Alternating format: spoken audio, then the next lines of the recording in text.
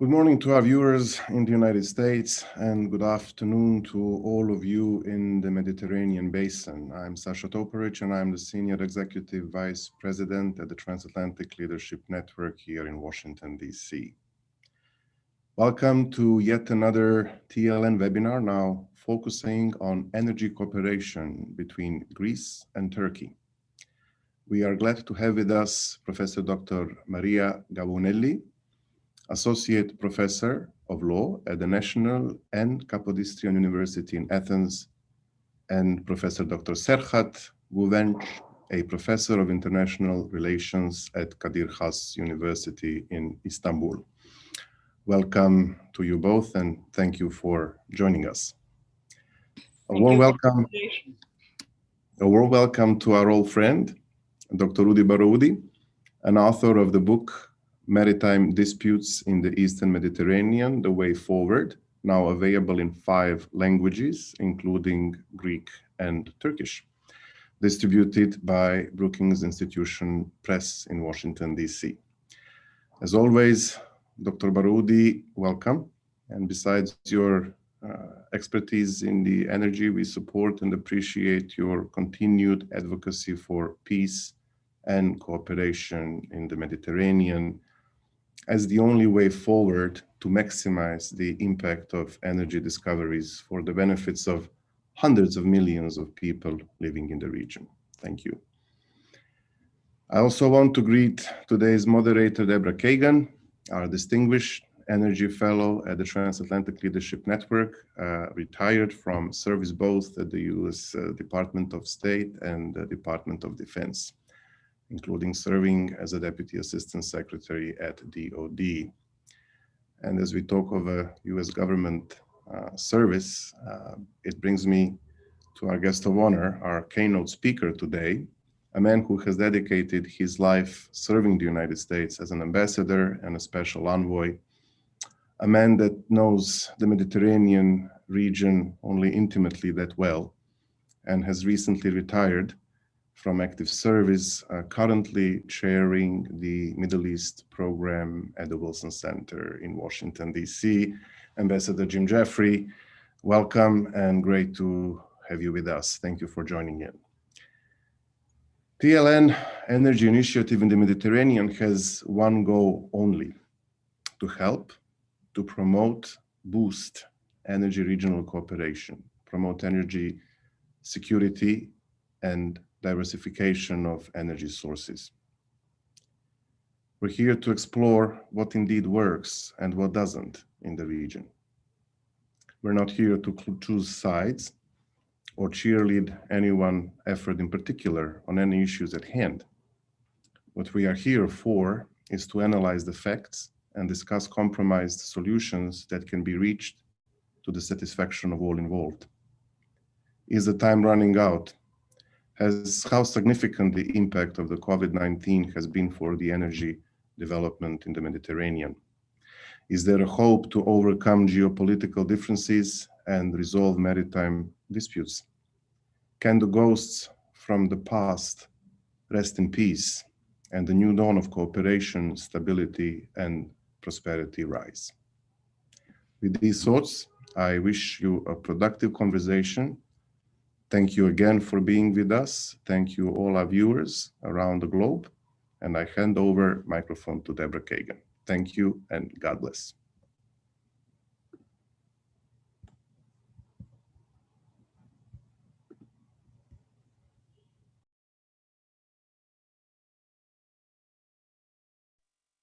Thank you. Sorry, I was having trouble unmuting.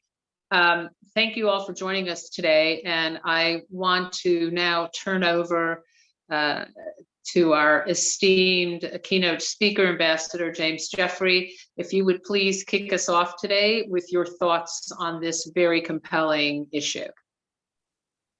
Thank you, Deborah. It's a pleasure being here. Thank you to the Transatlantic Leadership Network, Sasha, for your kind words.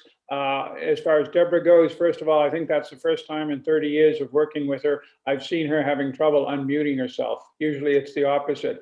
And I would just say not distinguished, double distinguished in the case of Deborah. Anyway, I'm delighted to be here today because both energy and Eastern Mediterranean issues are something that I've been involved in many years. I've tried to, particularly on the Arab-Israeli conflict and on the where I've worked on both sides, and on the Greek-Turkish conflicts. I've been the ambassador in Turkey, as most people know. What most people don't know was that I was the desk officer for Greece back in the 1980s. So I have some idea of the underlying emotions, the underlying rationale for many of the issues that impact the question of hydrocarbons in the Eastern Mediterranean. Nonetheless, today we're talking about opportunities, and opportunities abound. We can see that in the successes already made in Eastern Mediterranean energy, and I'll get into that in a second. We also can see that around the world, as we move to a more climate conscious economic environment, natural gas is one of the winners vis-a-vis coal and heavier oils. Therefore, while there are many opportunities elsewhere, the Eastern Mediterranean, because of its location, because of the pretty developed infrastructure, the pipeline network we already have, the experience with it, offers real opportunities.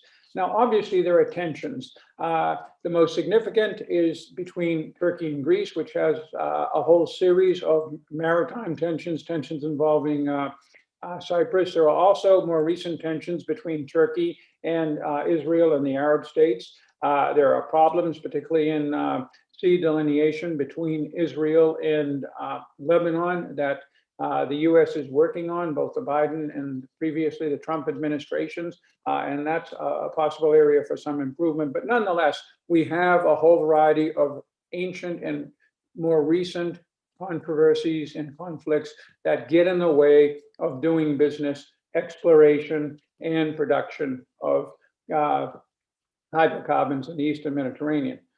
We can't solve most of these underlying historic issues, but we can do three things. First of all, some of the more recent disputes are superficial in nature, one of them being President Erdogan's almost personal conflict with some Muslim brother involvement with Israel, with Egypt, with Saudi Arabia, and the Arab world generally. That doesn't have deep roots. It certainly doesn't resonate either in the Turkish public, who could care less about the Muslim brothers, nor in the Arab world, where Turkey actually, among the population, tends to fare well in polling. So therefore, that's something that can be resolved. And frankly, Turkey and Egypt and Saudi Arabia, and to some degree Israel, with a bit of a halt over the Gaza incident last month, have been working in the last 6 months to move closer. We should encourage that. Secondly, in the Turkish-Greek complex of issues, I've seen periods where both sides have been able to moderate and manage their conflict, not resolve them, none of them, not militarization, Cyprus, airspace, undersea. All of these things are really difficult, and I know, having worked with both populations, how deeply these issues are felt in both camps. But nonetheless, they know how to manage them if they want to. And the third thing is, while you're looking at these disputes and trying to deal with them, you can move forward on cooperative projects. The example we have is Israel, Egypt, and Jordan. They have had energy cooperation for many years, yet from 1948 forward, the two Arab countries fought a total of 6 wars with Israel. Nonetheless, they have moved beyond this. That's a model for all of us. So what we're urging is to set aside these historic, these military, these security, and these diplomatic problems, and work on a comprehensive approach to the Eastern Mediterranean that will see compromises on all sides, and see a moving together, and do business. US and other firms are not going to engage in an area where the legal situation is murky and where there are frigates and destroyers sailing around aiming their guns at each other. It just isn't going to happen. The good news is, and we've seen this again with Jordan, Egypt, and Israel, is that if you can make progress on the economic agenda, you actually build a basis for deeper, longer-term diplomatic, political, and social reconciliation. On that, I hope, upbeat note, I'll stop and turn it back over to Deborah. Thank you, Deborah. Thank you very much. Very good opening, which I think is a good kickoff to what we want to discuss here today. And I think you've hit the high points here and the goal that we have, which is to move ahead and not look backwards. So with that, I want to ask Maria if you would kindly start us by giving us your opening remarks. Thank you so much, Deborah, and thank you so much, Ambassador, for these opening points, really, because they coincided with my opening points, almost to a T. And I'm very pleased, actually, for this happening, because I think that we need to start from certain common points. Common point number one is that we need a cool head and a cool regard in that matter. So we need to set aside all the emotions and the trouble that comes along with a very long history. We're both people who have been around for many centuries, not only us, but the whole neighborhood. We do have very strong national identities. We do know who we are. We do know what we are. And we just need to move on forward. We don't have to prove anything to anyone. Second point, because we don't need to prove anything to anyone, and because we do know who we are and what we are, we need to operate on good faith and on a basis of goodwill at all times. Greece and Turkey has always done well when they were sitting around the same table. And there has always been trouble when they stopped talking to each other. The most recent example, of course, being last summer, a really hot summer for weeks, almost months. The first such hot summer in a very long time. We don't need to see a repetition of that particular exercise. And we need to move on from that point onwards. In order to move on, forward, we do need to concentrate on a number of matters. We do know that we have sufficient amounts of exploitable energy in the Eastern Mediterranean. And we need to decide three questions, I think. The first question is, what kind of energy are we talking about? Are we talking about a traditional fossil fuel kind of situation where we need to explore and exploit the continental shelf? Or are we talking about renewable energy sources where we would inevitably require an exclusive economic zone?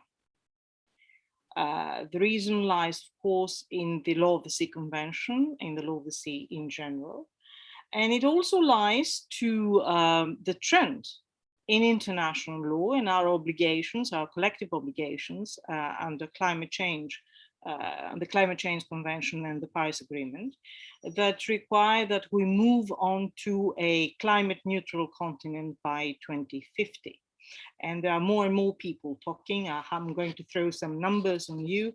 The European governments have already committed to renewable production that would have to move from 23 gigawatts to 60 by 2030 to 300 by 2050. This is a totally new game that requires other qualities, really. The most important of which I would hasten to add is actually space. If you're going after fossil fuels, you have a rig set up, you have a security zone, and you can operate that rig. You can even operate one rig. But if we are talking under present technology, and I emphasize that, under present technology, about renewable sources of energy, then you need a wind farm, or you need a farm for wave power. If you do need that, then you need space. And that really aggravates the problem in the Mediterranean Sea, which is considered one of the narrow seas in the world. So that's the first answer that we need to address, the first question that we need to address with an answer, what kind of energy? The second, what kind of cooperation? Are we talking about the type of cooperation where we decide what each of us would do and then move onwards? Because that would certainly require the limitation. As the ambassador has put it very cogently earlier, nobody's going to put money into an area that is not entirely clear in terms of legal regime and possibilities, where it is absolutely clear that a disputed area is not sufficiently stable, it's not sufficiently safe for investors to come in. So we need to move into some kind of cooperation. Would that cooperation go all the way to a joint development kind of process? Well, you know, in an ideal world, that would have been glorious. But sometimes the suggestions that we should exploit something jointly resemble very much a bad relationship where the parties decide to have a child just to remedy the bad relationship. It's need I say more that the divorce is around the corner, and it is a bad divorce as such. And I must say that looking around the world, there are very few examples of fruitful joint cooperations, and certainly not in circumstances where there is this deep animosity between the parties or the deep history between the parties. Japan and Korea comes to mind in that respect. The only successful so far example, and that is yet to be entirely proven, which is Australia and Timor-Leste, gives attempts to give an answer to my third and final question: in which way do we move forward?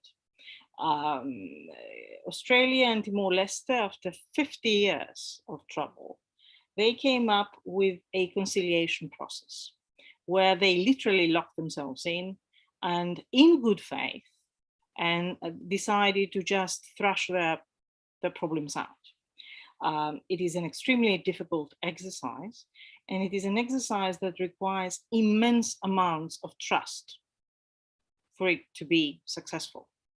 And that trust, it's not there for the time being. So the other alternative would be any kind of third-party adjudication, going to a court or tribunal and trying to figure out who does where what, and move on from that point onwards. I would stop there. I'll come back with comments and suggestions and raising issues and points along the way. But I think that I have articulated a certain way forward that seems, to me at least, inevitable in the situation we find ourselves in at the present time. Thank you so much. Thank you again. Very good points. In fact, you've sort of alluded to some of the questions I intend to answer on the renewable front. And now I'd like to say, Sirha, can you please take the floor? Thank you, Deborah. I would like to thank the organizers for giving me the opportunity to share my ideas on a rather explored aspect of Turkish-Greek relations or Greek-Turkish relations. You know, what can we do to move forward? Last time I was asked to engage in a similar exercise was back in 2004. When I was sharing an office with a Greek professor of international law, my dear friend Harry Dimitras. He was teaching international law to Turkish students.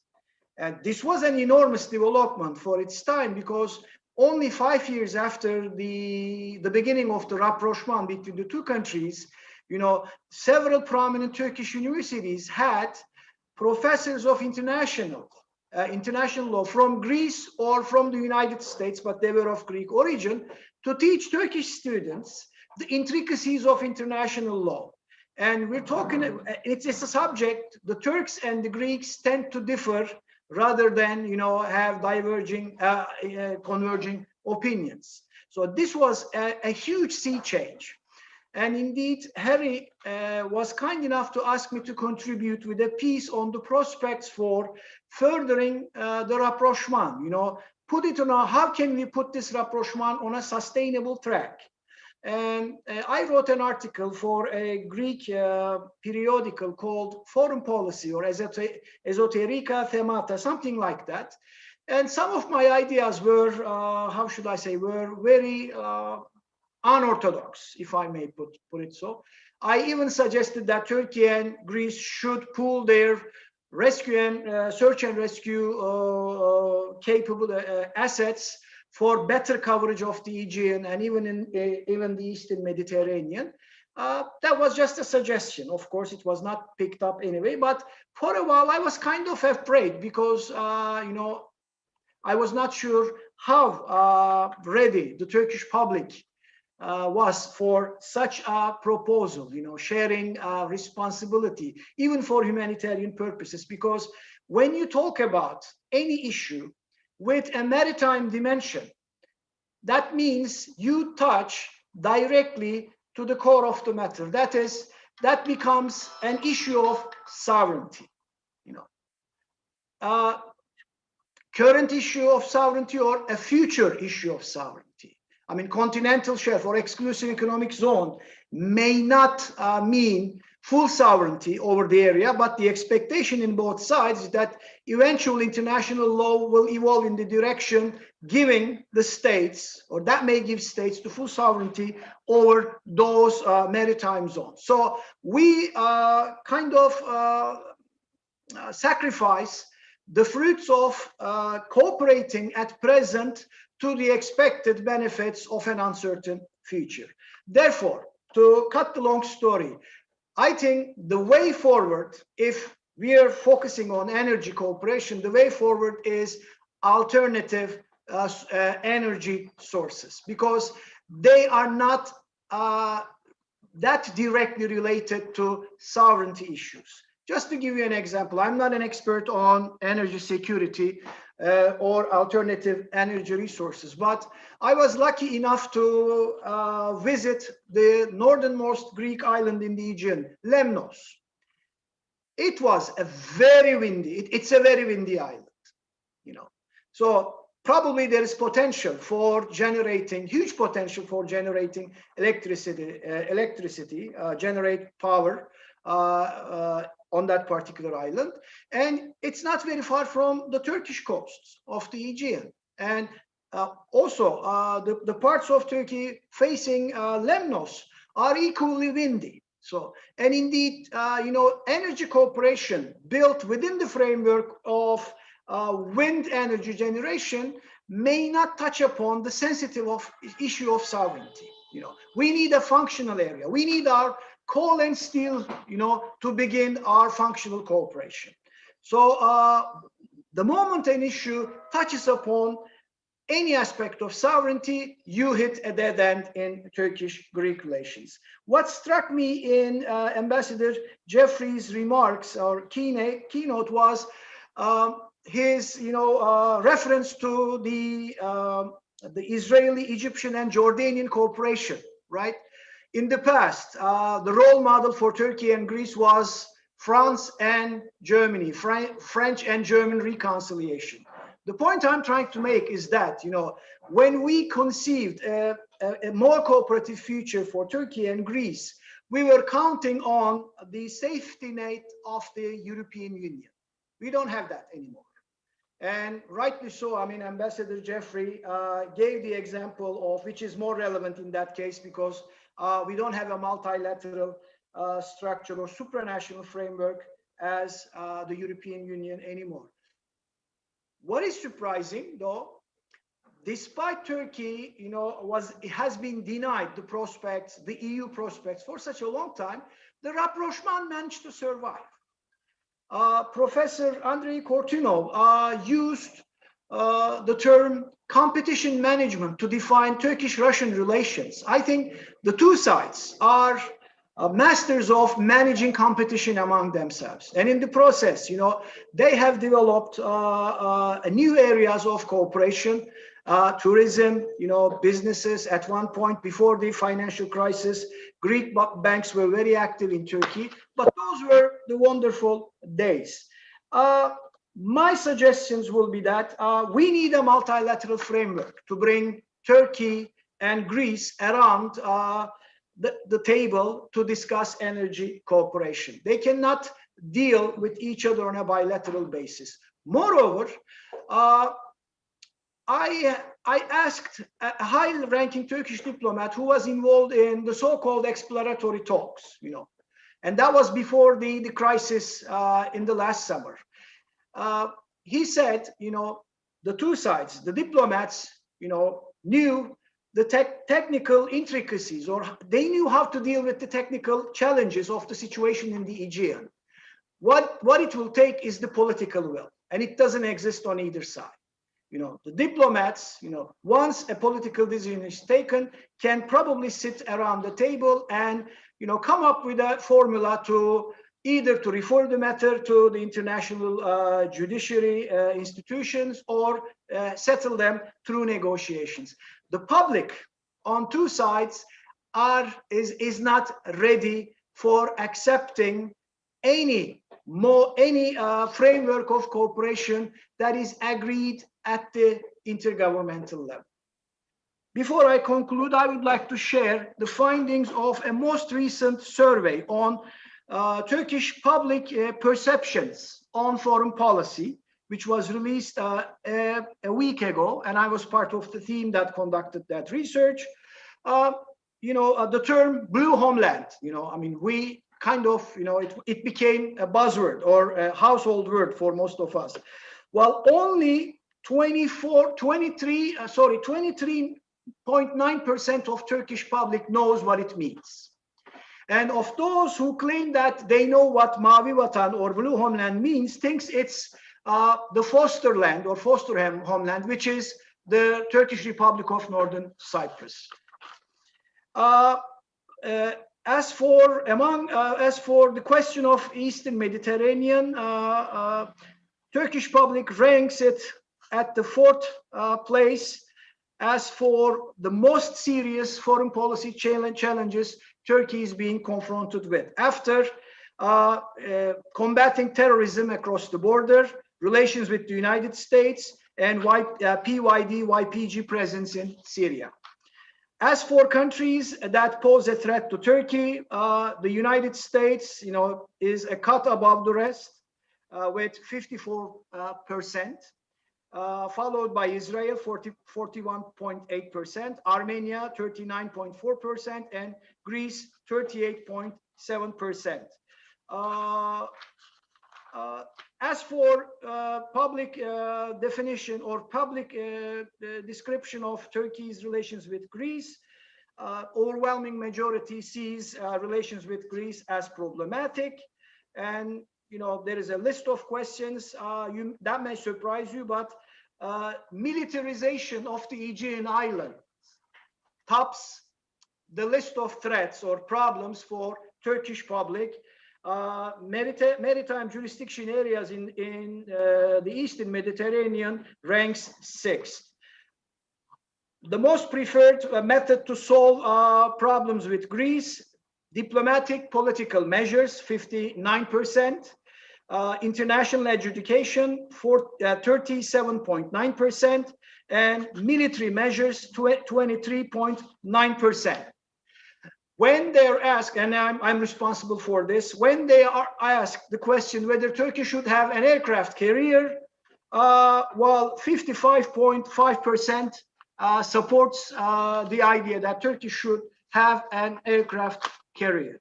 Therefore, the Turkish public is, not hostile, but not much has changed after almost more than 2 decades of rapprochement between the two countries. And last summer, we came really close to sending that 20 some years of rapprochement down the drain over the Eastern Mediterranean issues. One factor that helped us, despite the absence of the EU safety network, was we had non-establishment political actors in power, both in Greece and in Turkey for a while. Justice and Development Party, you know, its initial foreign policy approach was totally different from the establishment's idea of foreign policy, including relations with Greece and Cyprus. The case in point, the Annan Plan in 2004. And in Greece, it was Syriza, you know, which did not embrace the traditional attitude, Greek mainstream attitude towards relations Turkey. I'm afraid, as for political actors, we're not as lucky today. So therefore, talking about potential for cooperation is fine. I'm more than happy to share my views, but both the political setting in Turkey and the public opinion, you know, their feelings towards Greece, unfortunately, do not allow me to be very optimistic for a very productive cooperation in the foreseeable future. Thank you. Thank you, Sirha. And I'm going to continue to push ahead and look at this glass as half full instead of half empty. I'm going to ask Rudy if you could sort of walk us through some potential solutions here with your always excellent maps and insights and your strictures to law of the sea. Over to you, Rudy. Deborah, thank you very much. First of all, I would like to thank TNN to invite me to participate with this fantastic panel, and I'm honored. I'm going to tackle the rapprochement between Turkey and Greece from a climate angle, and the title of my small note is Climate Crisis Gives Greece and Turkey Opportunity for Historic Compromises. I do hear well what Dr. Gavunelli said, what Dr. Scherer had said, and I do believe that this is a history that is already there. Greece and Turkey have one of the world's most complicated relationships. We all know that. We all know the history, although many of the details are contested by dueling narratives. However, we got here. Some indisputable facts are clear. Two former long-time enemies were thrown in together as allies by the Cold War. When both of them joined NATO, that have generally remained at odds over a long list of issues. The essential lesson, from the simple synopsis is that Greece and Turkey joined the Atlantic Alliance for the same core reasons. Each viewed their feud as a lesser threat than the one posed by the Soviet Union at that time, which was potentially existential. At the end of the day, and despite both age-old resentments and ongoing tensions, successive governments, including military juntas of both countries, abided by the same rationale analysis for decades. At this time, there is much more either pride or territory at stake, since a huge amount of offshore natural gas have been discovered in several parts of the East Med and in the Black Sea. The border dispute may well involve resources that could confer historic advantages on whomever controls them.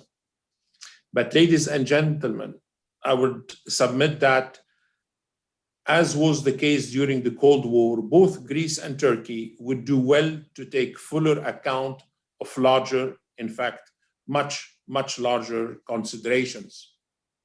And all of them have to do with climate change. This challenge constitutes a mortal threat, not only to Greece and Turks, but also to human civilization.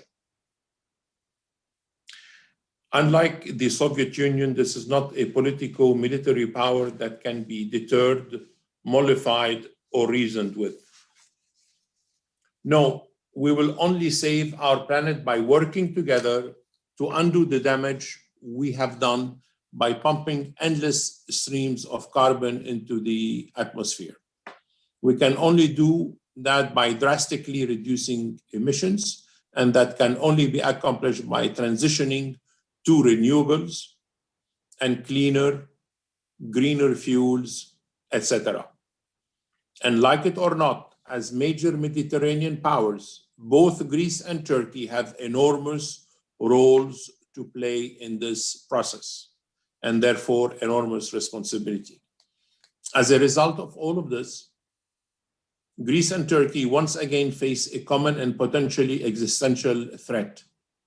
Energy is a crucial consideration in combating this threat, but the acreage that matters most in the long term is no longer on the seafloor. Instead, it's on the surface, where offshore wind and solar parks figure to provide much of the electricity required to reduce and eventually end reliance on hydrocarbons. And here, like Dr. Sasser had said, that on certain islands, they can have common energy, clean energy projects. The sea will abet decarbonization efforts in other ways too, by hosting multiple clean energy activities and technology that help reach the Paris Agreement goal of net zero carbon emission by 2050. The options include wave, rain, tidal power, undersea geothermal, and yes, natural gas, which is cleaner than other fuels, can be expected to persist for considerable time as a transition fuel. The Mediterranean Sea is a wondrous place filled with many things we need. Many we simply love, and others that we have yet to discover. It's also, however, a veritable and pitiless force of nature. What it cannot violently destroy in an instant, it will inevitably erode, undermine, and dissolve over time. We have now many technologies to make far more and far more responsible use of the sea than even before. It's our Mediterranean, but its very nature makes most undertaking more difficult and potentially dangerous than on land. To get there, both Athens and Ankara need to take strategic decisions, which one way or another insulate their present and future relationship against all extraneous consideration. And more than one clock is ticking. In addition to the 2050 target date for net zero carbon, an even more pressing deadline attaches to the region's natural gas prospects. In a report for consideration during the next UN climate COP26 at Glasgow in November, scientists have even recommended that if we are to meet the 2050 goals, developments of new oil and gas should not be permitted before the end of the year. It's too early to know whether that deadline will be adopted or not, but the writing is already on the wall. For several countries in the region, the primary obstacle is that most of its maritime boundaries remain in dispute or otherwise unresolved. So they claim their exclusive economic zone of overlap. With Greece and Turkey, the overlap is considerable. I will share with you two small sketches now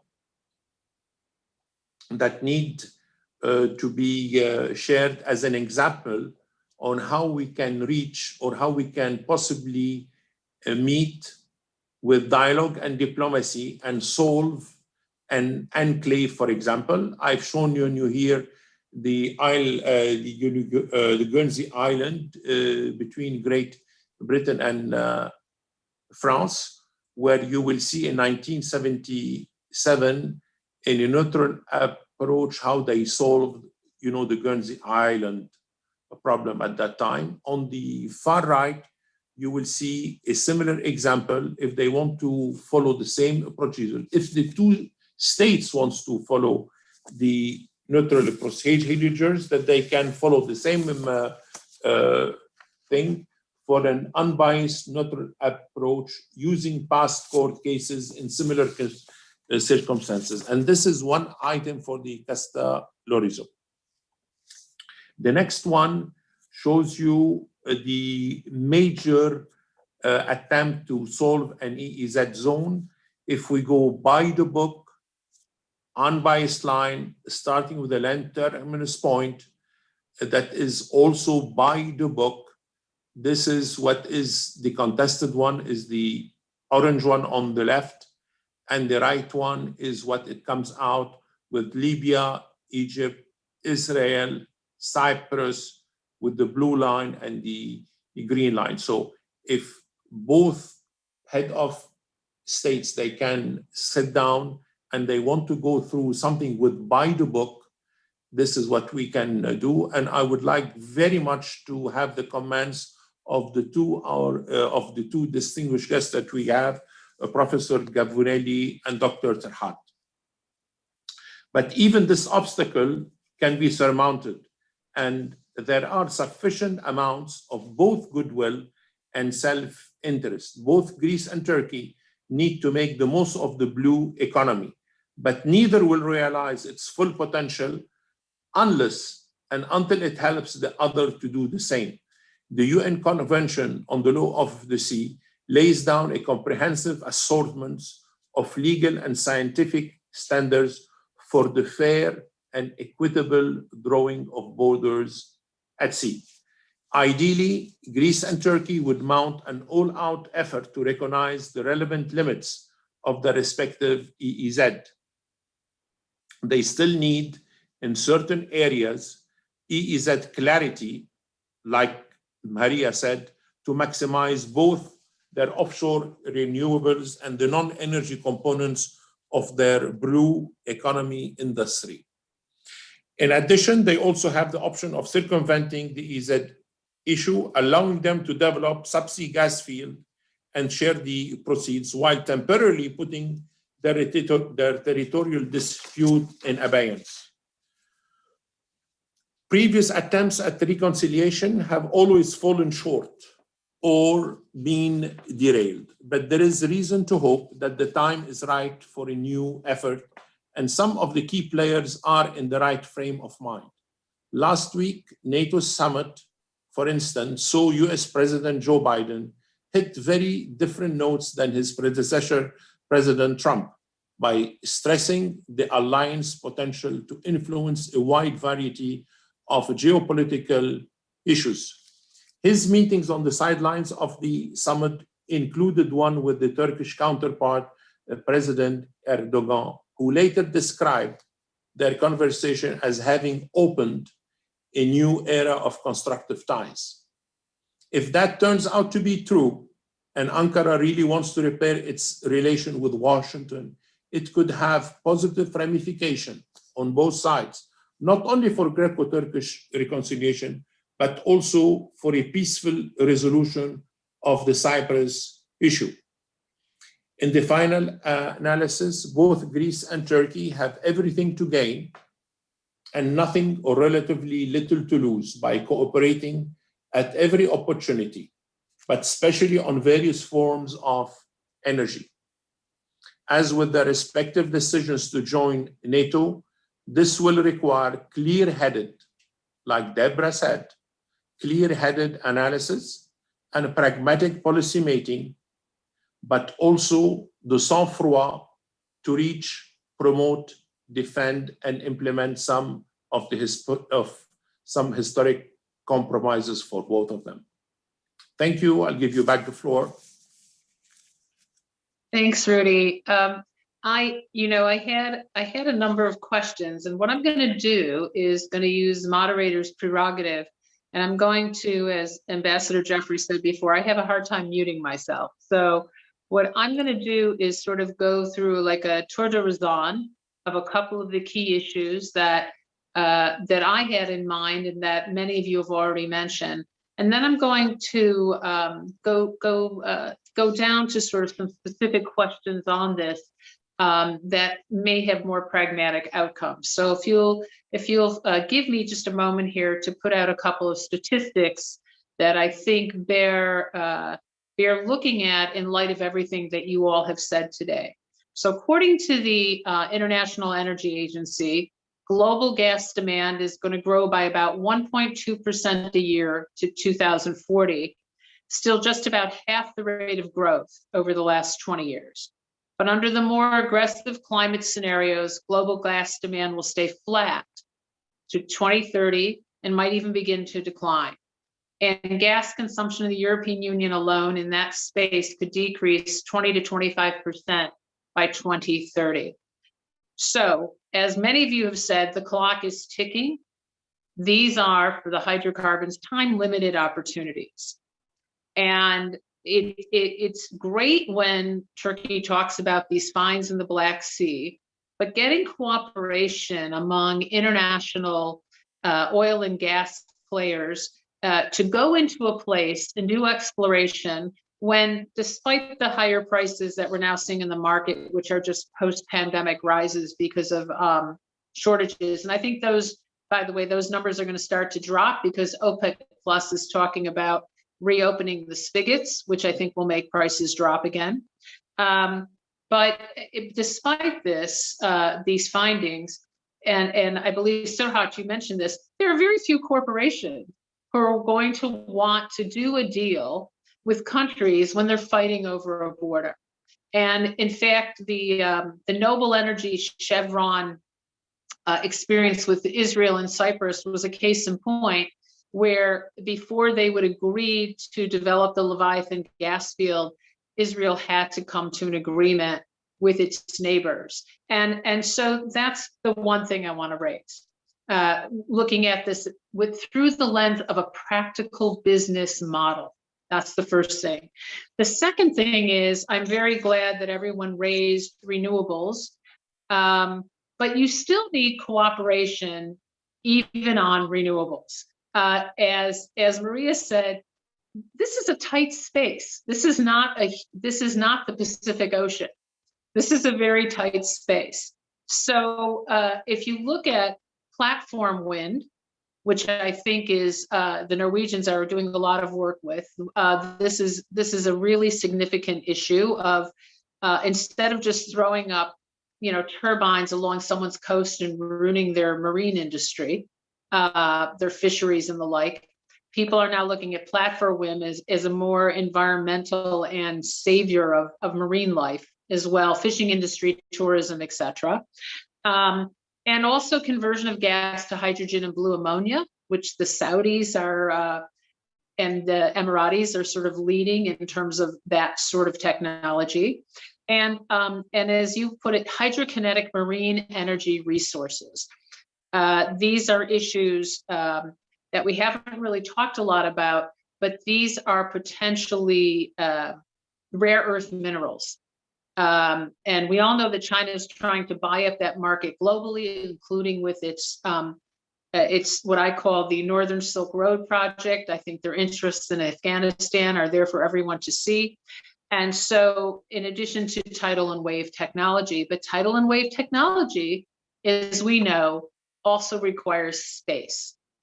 So for example, Israel has just done a new project with Sweden off the port of Haifa on this, but it requires a lot of space in which to operate. So I'm going to throw those out there, and I'm going to start with you, Maria, and say this is a very pragmatic issue, and politics and political animus rarely are as pragmatic, unless you call 2,000 years of fighting and yelling, very pragmatic. So putting that aside for a second, is there a way at all to say, look, you have a very short window of time to get in on the ground floor of some of these things? And if you don't, especially, and I'm thinking of Turkey with a very hypercharged economy, that is going to be an increasing producer of energy resources, are you going to miss that boat and then sort of give away your energy independence to other countries? So Maria, let's start with you, and then Serhat. And Serhat, feel free to jump in on this and comment. Like I said, this is not just questions and answers, but a discussion. And I would actually refer to Serhat's points in my response. Thank you so much, Deborah. You know, this Chinese saying that comes with long history: if you stay long enough on a bridge, you would see your enemy's body flow away. These old people, like our nations, have long memories, and the windows of opportunity are really not always visible and obvious at all times. On the other hand, keep in mind that Greece and Turkey managed to come up with a peace agreement in 1930, whereas Asia Minor had suffered what we call the catastrophe in 1922. I mean, this is pragmatism, and we have a long history of pragmatism as well. Coming back to specifics,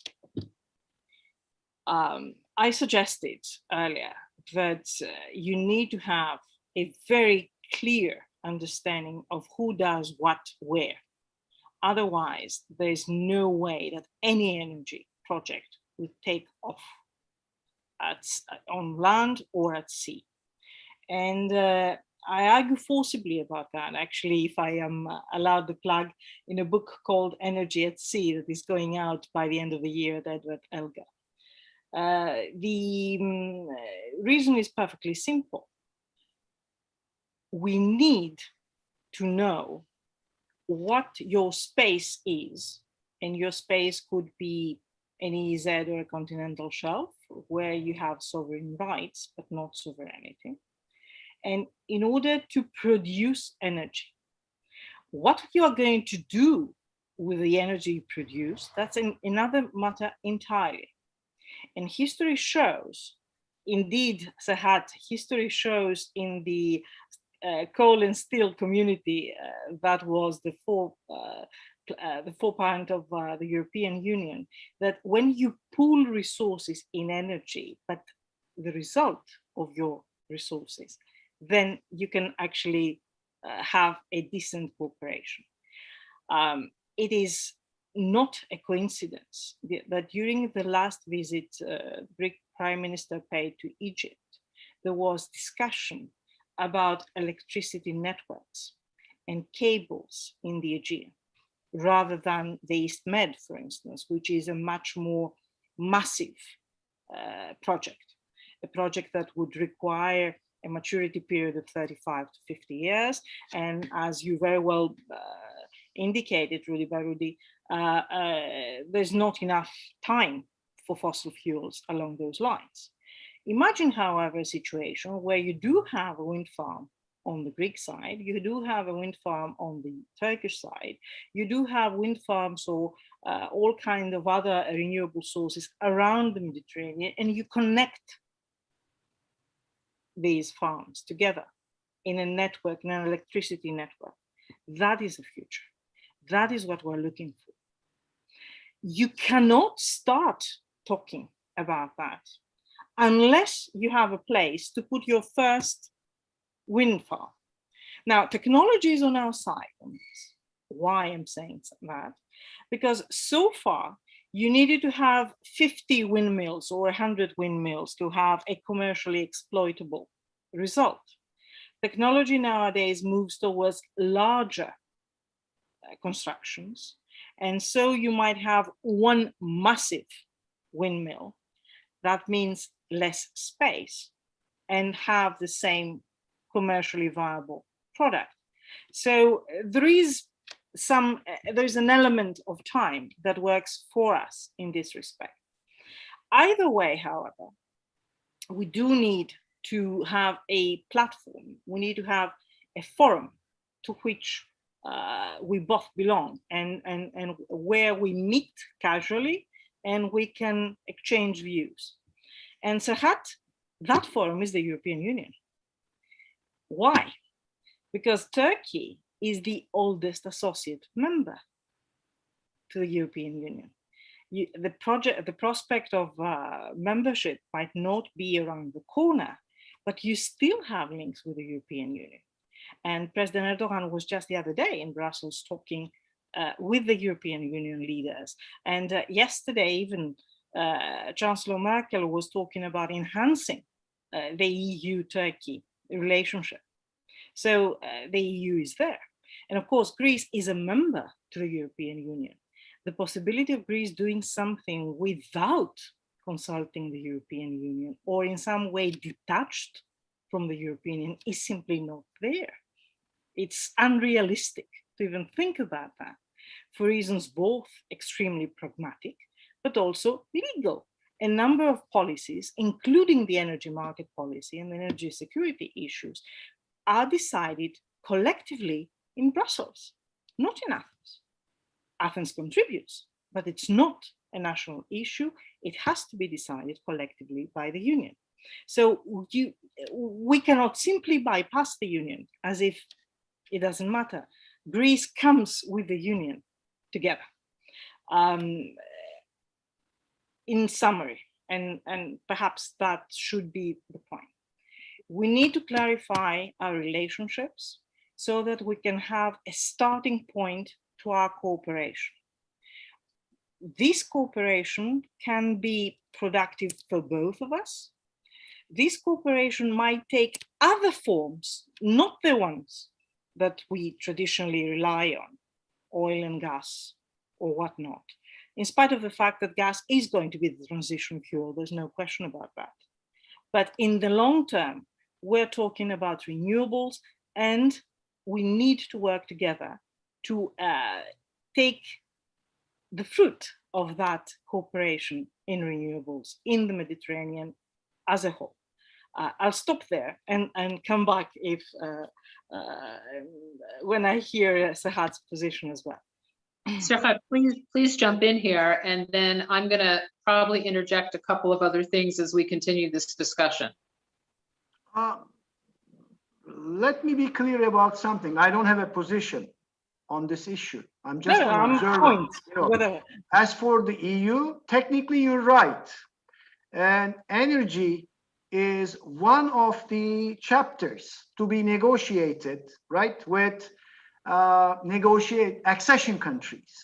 And that chapter has not been, could not be opened, despite Ankara declared its readiness, right, to align with the EU acquis on energy issues. So the problem is, at the end of the day, it takes a consensus of EU member states to decide on, you know, which venues of cooperation are possible with third countries, accession countries, candidate countries, etc. So I don't think it's, how should I say, it's appropriate to, you know, treat EU as an, you know, entity in its own right. It's not isolated from the national interest concerns and considerations of its member states. And the EU has a tarnished image in Turkey. So whenever something goes wrong in the Aegean or in the Eastern Mediterranean, you know, Ankara looks to either to NATO or Washington rather than Brussels and the European Union. The point I was trying to make that, you know, the idea that Turkey may become a member state in the European Union was propelling the Turkish public and Turkish decision makers to transcend the boundaries of the Westphalian sovereign state, right?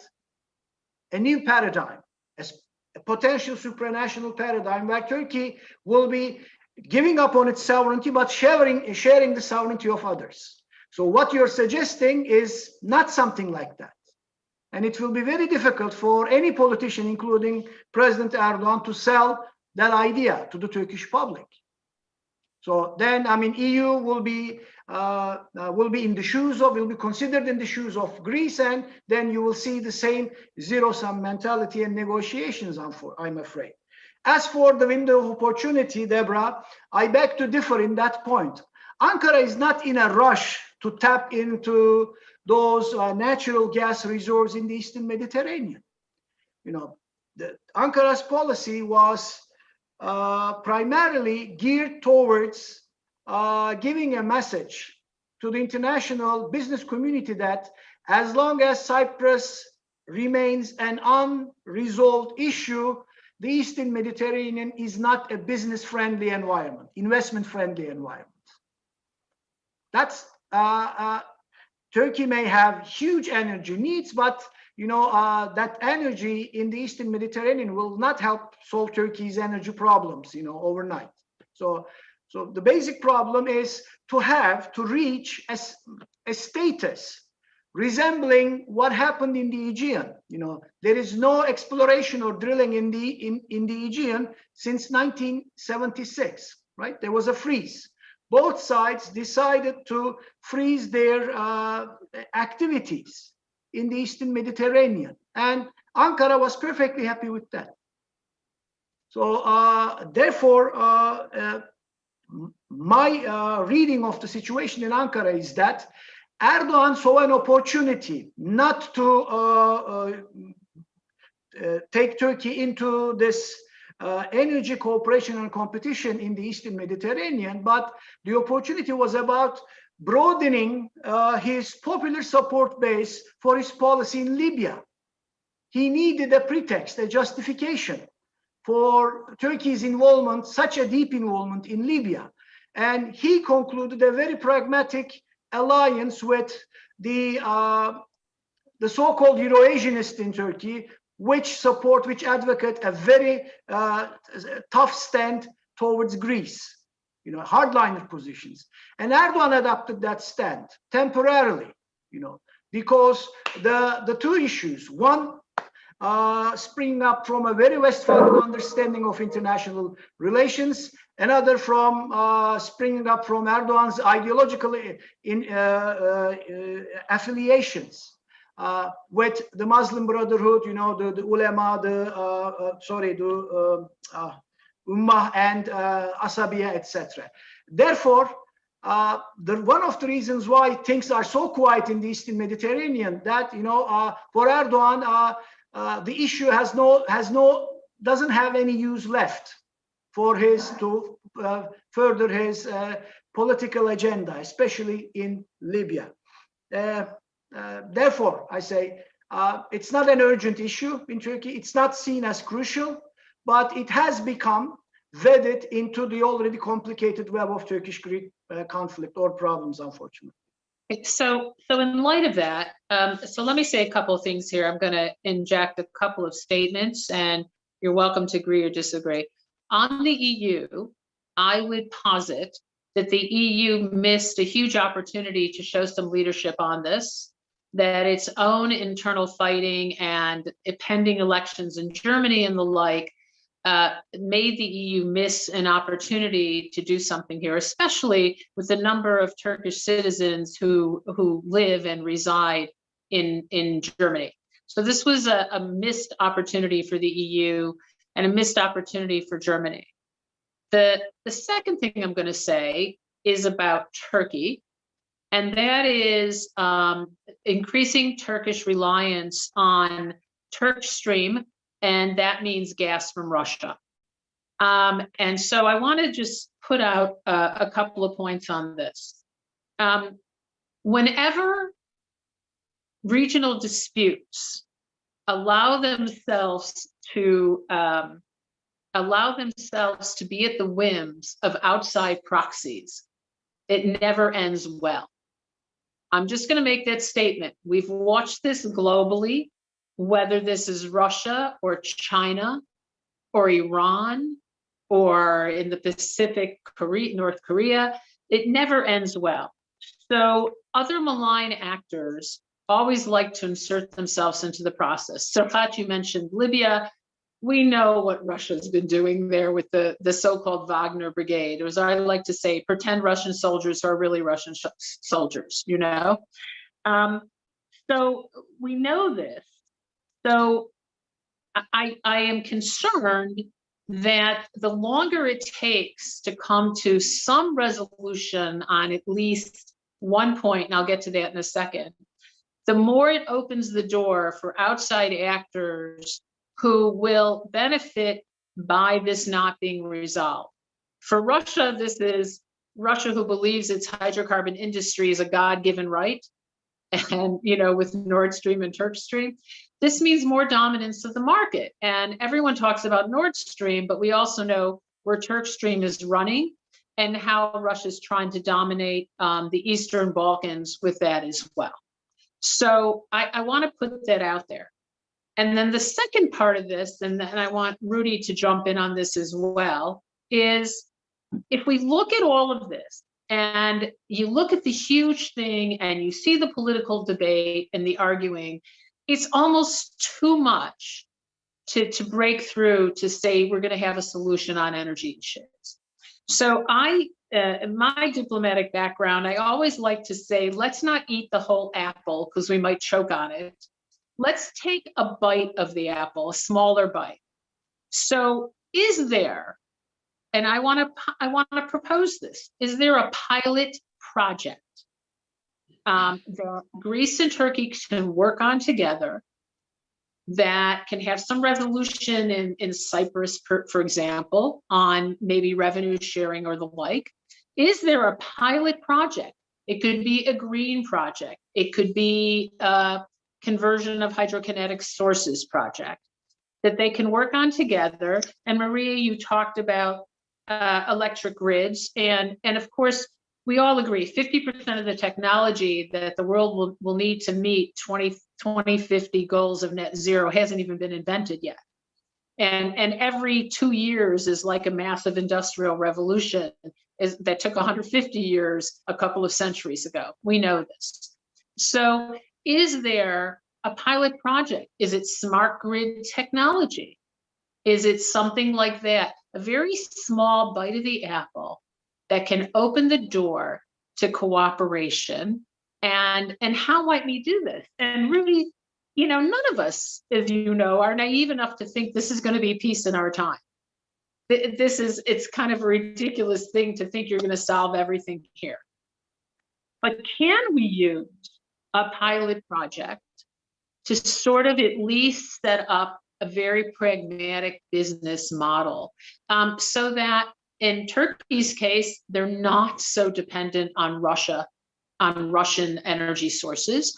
In Greece's case, a way to share this and maybe resolve some of the energy issues that are existing on Cyprus and the like.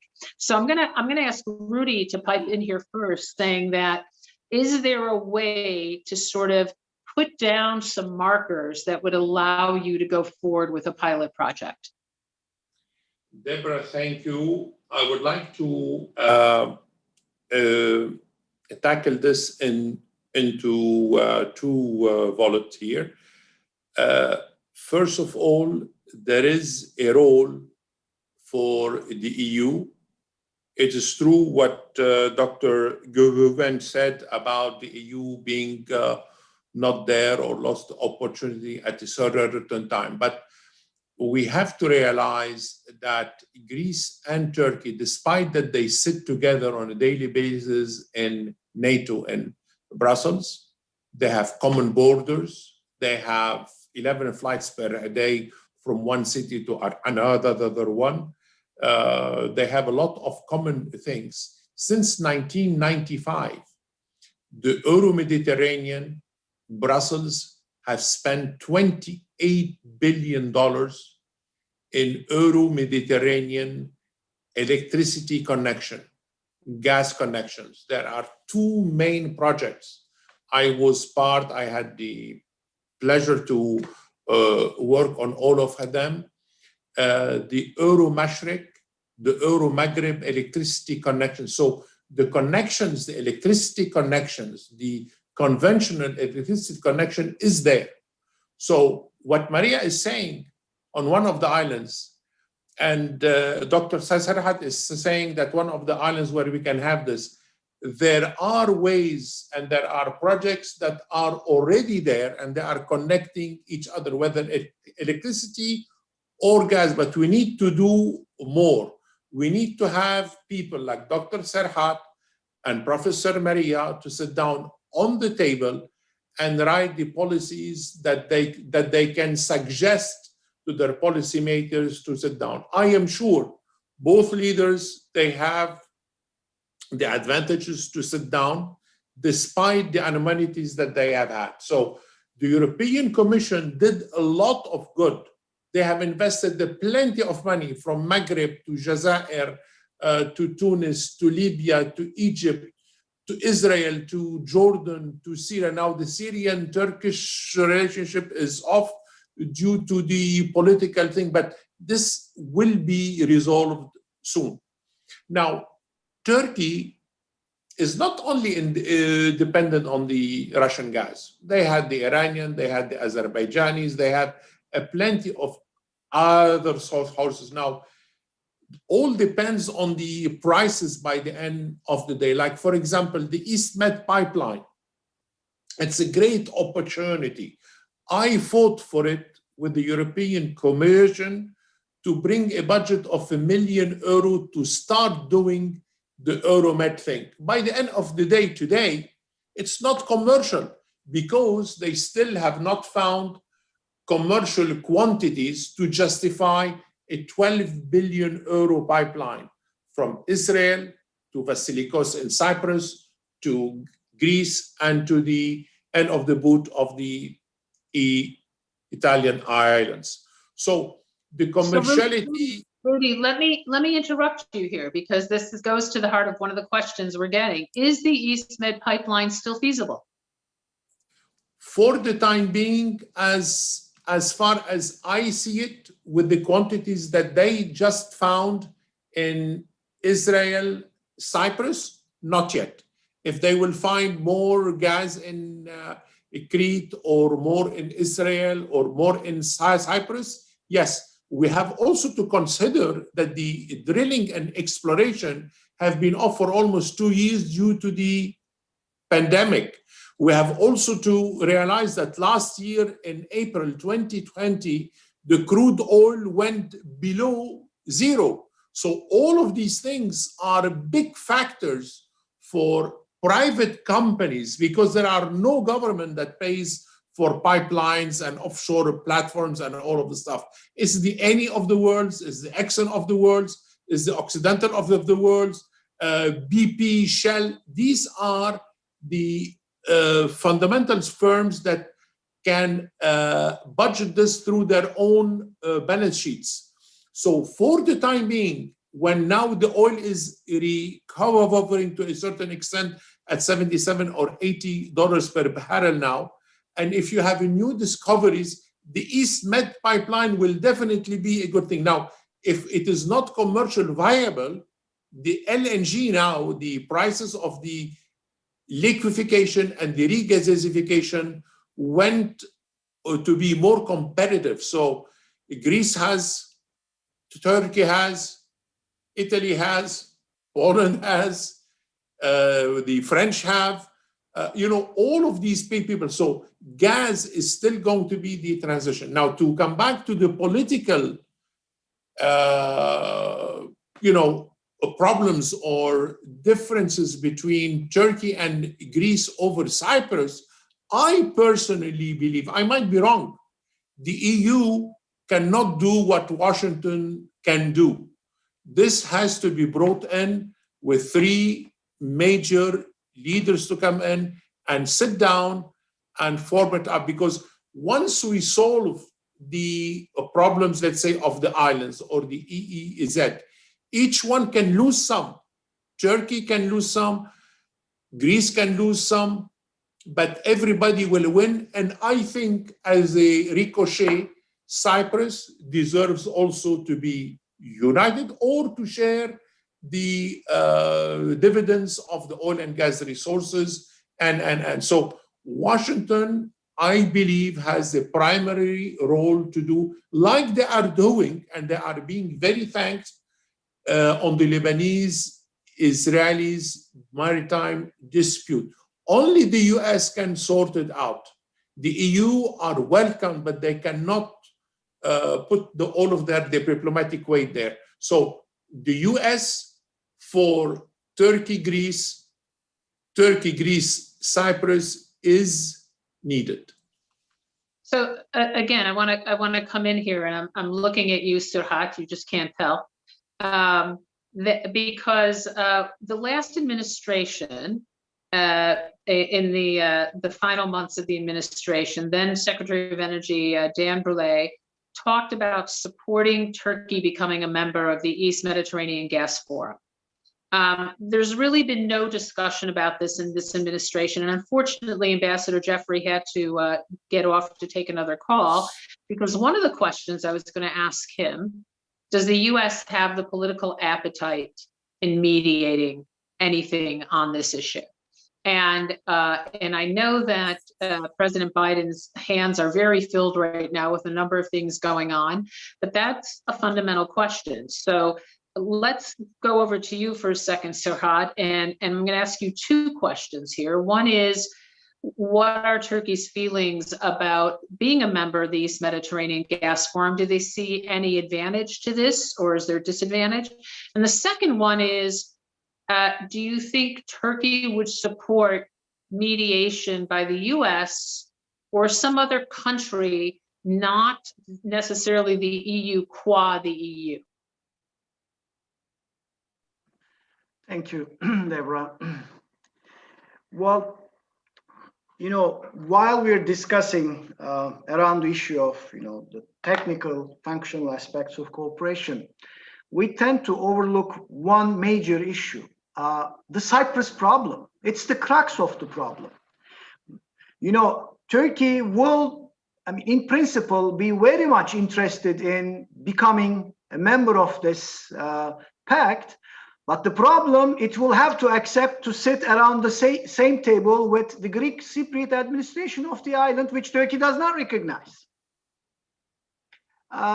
So the major challenge for any US administration, not only particularly for this administration, is, they have tried various venues for cooperation, including, revising the conventional forces in Europe treaty to cover, Cyprus, etc. But this is where they hit a dead end. Is as long as Cyprus remains an unresolved issue, which offers conditions ripe for Russians to manipulate, indeed. There is no way you can get Turkey on board with the other East Med countries. So the focus should be on finding a way to solve the Cyprus problem. As long as it remains a divided island, it remains a question which has survived more than 5 decades. So, you mentioned that, those problems, kind of become vulnerabilities for third parties to manipulate, etc. That is true. And that is true in the case of Cyprus. Russians, the Soviets first and the Russians are very happy that Cyprus remains a bone of contention between Turkey and, well, not so Greece, but remains a problematic issue within the alliance. So, if I were you, and I know, the people in Washington are very much interested in deliverables. Come up with something creative to find a solution to Cyprus problem. Then the rest will be technicalities to tackle. We're running a little to get around, to go around, unfortunately. Thank you, Serhat. We're running a little short on time here, so I'm going to go back to something that I raised a short while ago and ask each one of you to comment, which is understanding the Cyprus problem. And trust me when I say, and Sasha knows very well, we've spent a lot of time looking at possibilities for resolving some of those issues, not the broader Cyprus problem, but the problem of just looking at simple things like revenue sharing of energy markets. And again, I want to get back to that. Sometimes what is obvious and simple is pushed aside in favor of trying to fix the whole big picture. And as Ambassador Jeffrey knew, and as I spent a huge diplomatic career sitting around the table with countries that despised us and despised each other, we somehow managed to find little projects that we could do and work on. So I'm going to ask each of you, and I'm going to start with Maria here. Is there a small pilot project that we can get underway in under a year even? I'm going to make this, quite hard here. A pilot project that Greece and Turkey can do together, that can involve Cyprus, perhaps, because I like to say that on the issue of the East Mediterranean Gas Forum, Palestinians have a seat at the table. And the last time I looked, Israel did not recognize them as a separate country. So some things can happen, and Palestinians do get some revenue sharing. So my question is there a small pilot project that we can wrap our arms around that might at least open this door as opposed to keep shutting it? Maria, let's start with you. And these will be your final comments. Okay, so I have a chance to refer to things that I've heard and I would like to comment on. Deborah, yes, one bite at a time. And putting together Cyprus, Greece, the Aegean energy and whatnot is not a bite at a time. It's simply the whole apple. Indeed, it's the whole orchard. There's no way around that. So we need to break that down. There's no way, there's no government on either side of the Aegean, indeed on either side of the Mediterranean, that would sit around the table without preconditions that would actually blow the thing off. It's not there. Let's not talk about that. It's not feasible. Second element. I think that the European Union is actually the victim of its success. I was talking to that effect yesterday also. We tend to perceive the Union as a state. We expect the Union to do things states do, like the United States do. But the European Union is not a state. The European Union does what we collectively tell her to do. It's as simple as that, and as extremely difficult as that.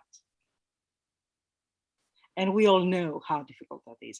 I have been sitting in enough negotiations around the table in many, many rooms, many, many hours. Consensus is a devil. Indeed. So yes, it's there, it's important, it's an elephant in the room.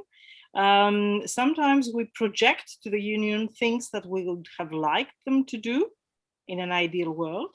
But if we are asked to give them the power to do it, I think that every country in the Union, including perhaps Greece, which is very pro-European, would actually say no. So we need to have that in mind. Third point, Rudy, you are entirely right. There are a number of issues that we are already cooperating on.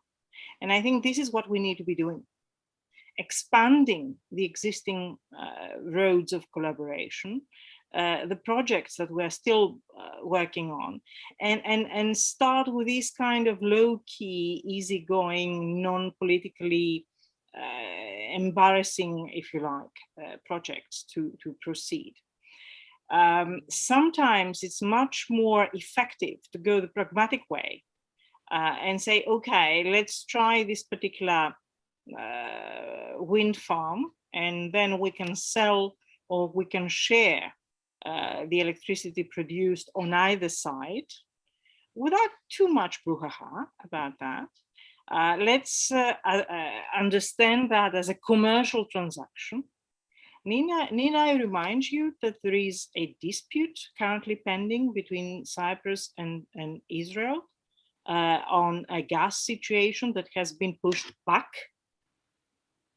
downstairs to a commercial transaction simply because the two states have really deemed that politically appropriate.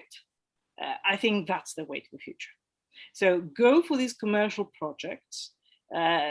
Make sure that there is money in it for both parties, so everybody would have something to lose. If you go for the wider picture, and if you go for things that I've heard, freeze everything in the Aegean. We have done that for 40 years, and here we are. No, that's not an answer. Clearly, we cannot freeze everything. We need to have something that we would both take advantage of. So small is the word, efficient and effective is the word, low key is the word, and we would sail through the difficulties, establishing goodwill and good faith. Without them, forget it. It doesn't. We'll meet again in 5 years and we would repeat ourselves. Thank you so much. Thank you. Serhat?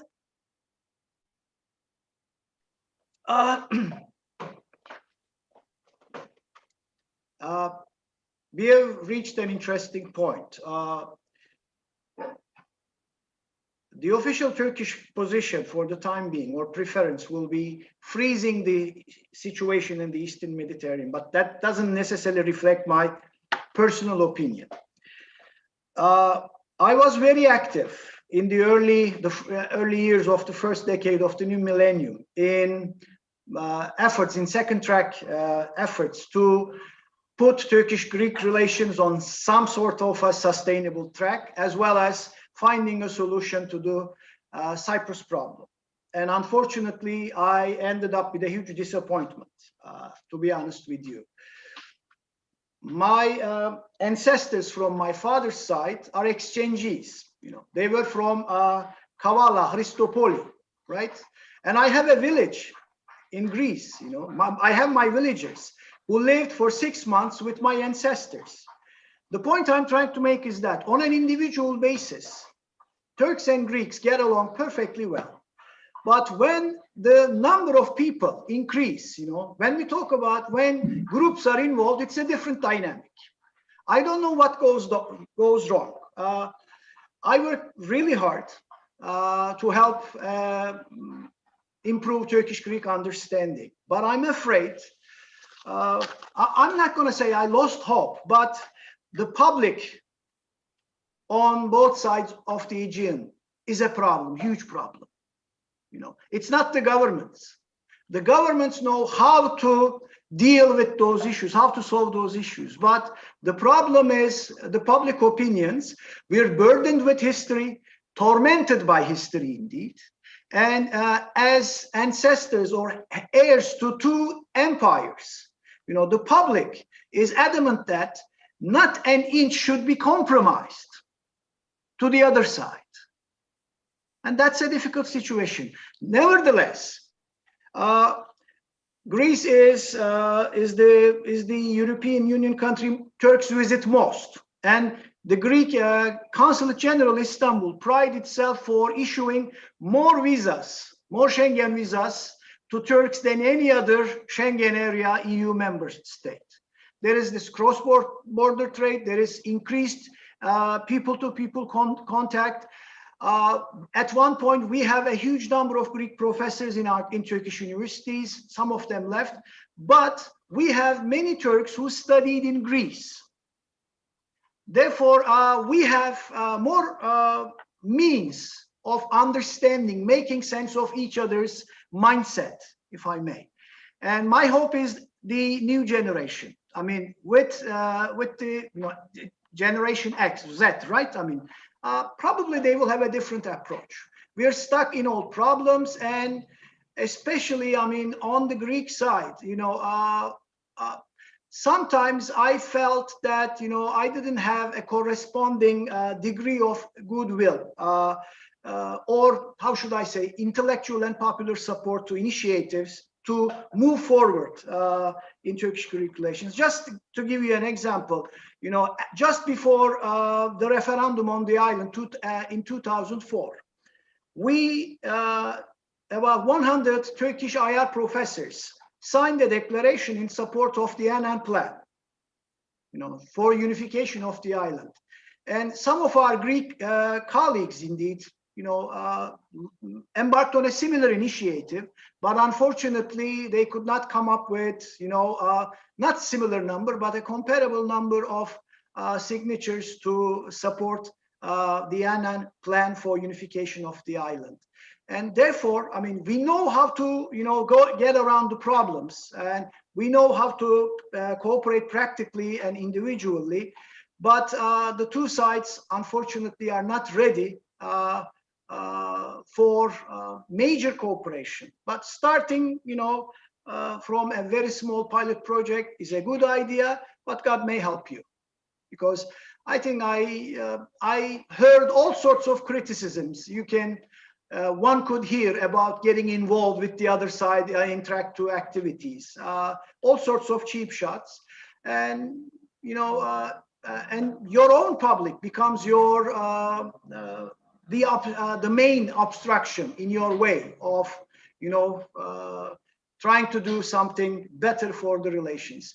As a person, as a third generation refugee, I have a personal stake in good relations with my two countries, indeed. I mean, but it's very hard, very difficult to be optimistic. And without the European Union, I mean, it's even far more difficult.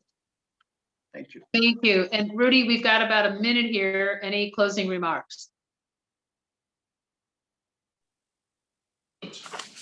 I would like just to go back to the President Obama administration.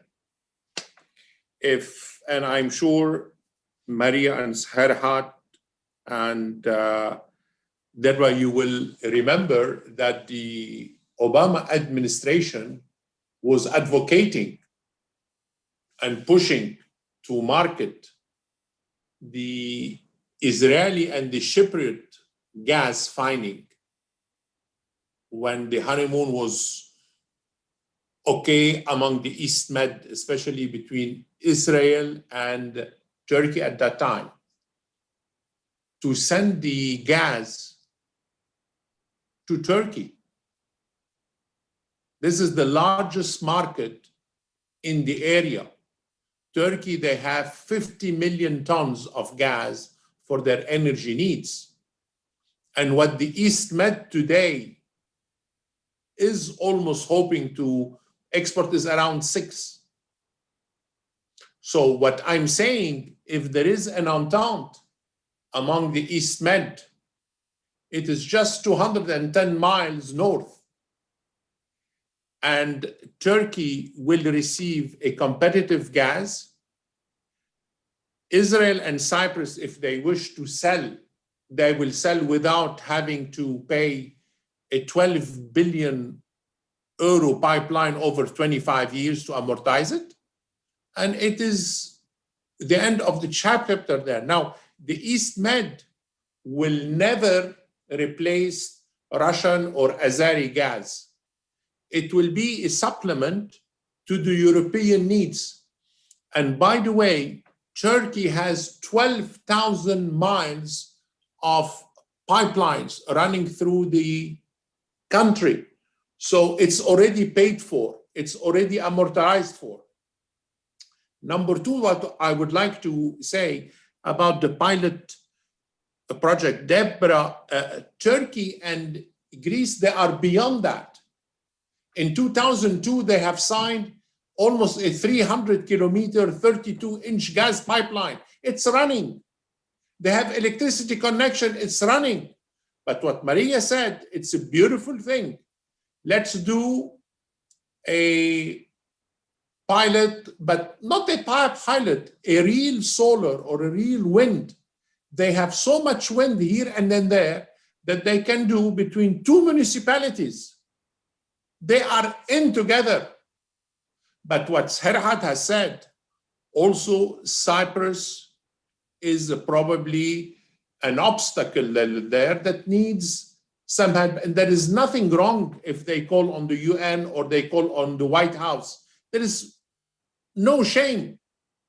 We all need to do that. Thanks, Deborah.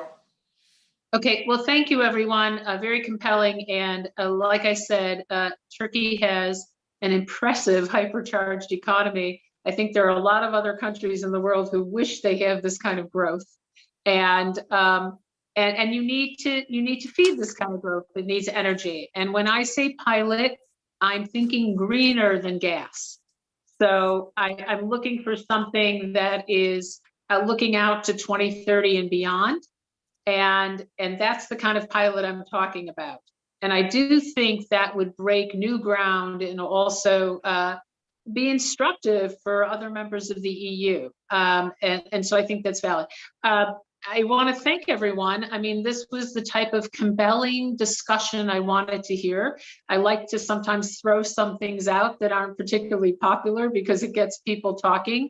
And if I were to give a homework assignment, and I'm not the professors here, it would be come up with what that project might be and how you would go about implementing it on one page or less. So I want to thank everyone for participating today. It's been a great honor meeting you, Serhat and Maria. I hope we can keep in touch. And Rudy, as always, thank you very much.